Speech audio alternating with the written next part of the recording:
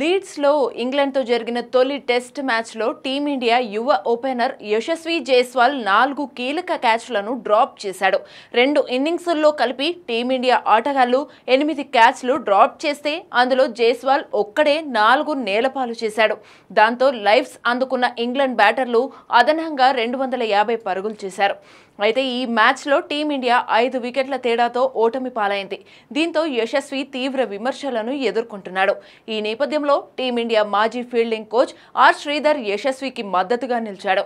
చల్లని వాతావరణంలో క్యాచ్లు పట్టడం అంత ఈజీ కాదు అని పేర్కొన్నాడు. యశస్వి జైస్వాల్ ఇంగ్లాండ్లో తొలి పర్యటనకు వెళ్లాడు. అక్కడ స్లిప్స్లో ఫీల్డింగ్ చేయడం అంత తేలిక కాదు. ఎంతో ప్రాక్టీస్ చేసినా మ్యాచ్ విషయానికి వచ్చేసరికి క్యాచ్లు పట్టడం సవాలుతో కూడుకున్నది. ఇంగ్లాండ్లో వాతావరణం చాలా చల్లగా ఉంటుంది. ఒక్కోసారి చేతివేళ్లు మొద్దుబారిపోయి ఉంటాయి. ఆ వాతావరణంలో డ్యూక్ బంతిని పట్టుకోవడం అంత తేలిక కాదు. నిజానికి యశస్వి అద్భుతమైన గల్లీ ఫీల్డర్. మెల్బోర్న్, లీడ్స్లో క్యాచ్లు పట్టడానికి ఇబ్బంది పడ్డాడు. కాన్పూర్లో అద్భుతమైన క్యాచ్లు పట్టాడు. బయటి వ్యక్తులు అతడిని విమర్శించడం తేలికే, కానీ మైదానంలో కఠిన పరిస్థితుల్లో యశస్వి తొలిసారి ఆడుతున్న విషయాన్ని మనం గుర్తుంచుకోవాలి అని యశస్వికి ఆర్ శ్రీధర్ మద్దతుగా నిలిచాడు.